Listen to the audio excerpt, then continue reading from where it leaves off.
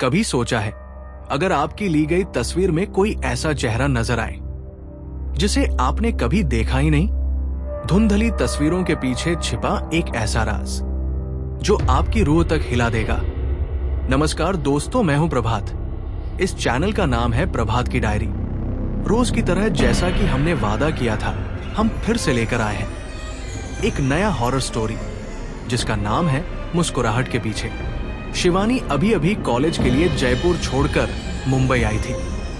उसे कॉलेज से थोड़ी दूर एक छोटा सा फ्लैट मिला था। 2 दिन तक शिवानी और उसके माता पिता जो उसे छोड़ने आए थे घर सेटअप करने में लगे रहे। इसी दौरान उन्हें अलमारी के पीछे एक पुराना गत्ते का डब्बा मिला, लेकिन उन्होंने उसे नजरअंदाज कर दिया। तीसरे दिन शिवानी के माता पिता उसे अलविदा कहकर वापस जयपुर लौट गए। जाते वक्त उसकी मां ने उसे कसकर गले लगाया और बोली, पता नहीं क्यों बहुत अजीब सी बेचैनी हो रही है। काश शिवानी उस बेचैनी को थोड़ा गंभीरता से लेती। शिवानी को फोटोग्राफी का बहुत शौक था। पैसों की तंगी के कारण वो कभी प्रोफेशनल कैमरा नहीं खरीद पाई, लेकिन मुंबई आकर वो काफी खुश थी। कॉलेज में उसके कई नए दोस्त बन गए थे और उसने शनिवार को पार्टी रखने का भी प्लान बनाया। शुक्रवार को उसने घर की साफ सफाई शुरू की। बालकनी में झाड़ू लगाते हुए उसकी नजर उसी पुराने गत्ते के बॉक्स पर पड़ी। बॉक्स से सड़ी हुई गंध आ रही थी, लेकिन न जाने क्यों वो शिवानी को अपनी ओर खींच रहा था। जब उसने बॉक्स खोला तो उसमें एक पुराना विंटेज कैमरा और एक रील मिली। वो हैरान थी कि इतने सालों में, जबकि बाकी सब कुछ खराब हो चुका था, वो कैमरा आज भी काम कर रहा था। उत्साह में उसने उस रील को हटाकर नई रील लगाई और फोटोज खींचना शुरू कर दिया। उसने अपने फ्लैट के सामने रहने वाली मिसेज मेहरा और उनकी बिल्ली की भी फोटो ली। सोचा तस्वीरें डेवलप करके आंटी को गिफ्ट करेगी। अगली सुबह वो पास के स्टूडियो से तस्वीरें बनवाकर मिसेज मेहरा को देने गई। आंटी को वो तस्वीरें बहुत पसंद आई। घर लौटकर जब शिवानी ने बाकी तस्वीरें देखी तो उसकी रूह कांप गई। हर तस्वीर में, चाहे वो फूलों की हो, पौधों की हो या आंटी की, पीछे कहीं न कहीं एक धुंधली परछाई दिख रही थी। एक ऐसी परछाई जिसके चेहरे पर एक अजीब सी मुस्कान थी, और हर अगली तस्वीर में वो परछाई कैमरे के और करीब आती जा रही थी।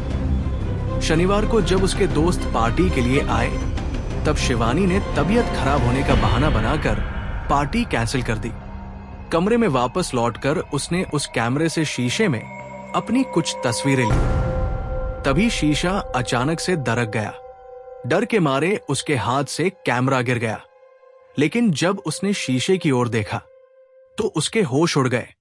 रिफ्लेक्शन में शिवानी के हाथ में अब भी कैमरा था और उसके चेहरे पर वही भयानक मुस्कान थी। चीखते हुए वो पीछे गिरी और जब उठी तो शीशा फिर से नॉर्मल था। उसे लगा ये सब उसका भ्रम है और वो सो गई।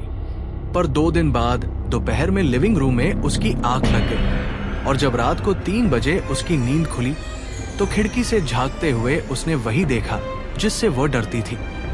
मिसेज मेहरा बालकनी में खड़ी थी। उनके चेहरे पर वही बड़ी डरावनी मुस्कान थी।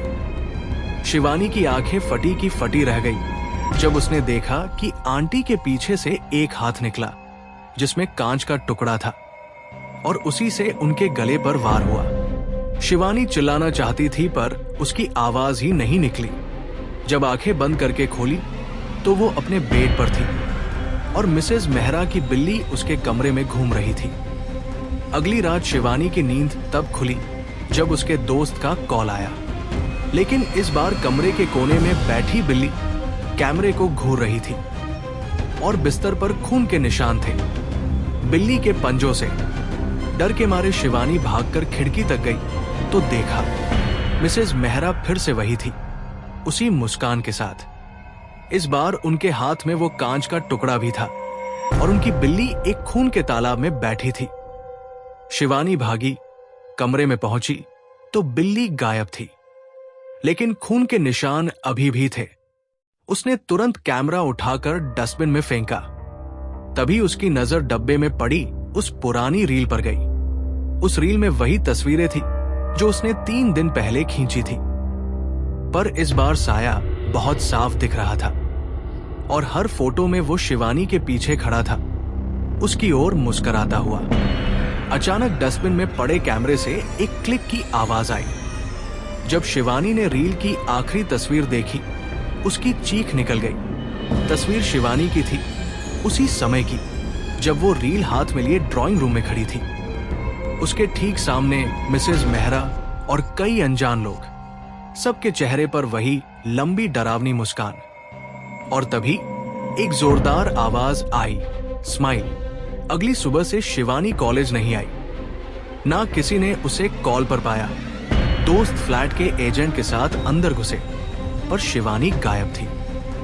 बस कैमरा और वो रील बची थी, जिसे कुछ महीनों बाद उसके छोटे भाई ने जयपुर में देखा। उसने भी उत्सुकता में एक फोटो खींची अपने घर के पेड़ की, पर 3 दिन बाद वो पेड़ सड़ गया। और जब उसने फोटो देखी, पीछे शिवानी खड़ी थी, मुस्कुराती हुई। ये कहानी आपको अच्छी लगी हो तो हमें सब्सक्राइब करें।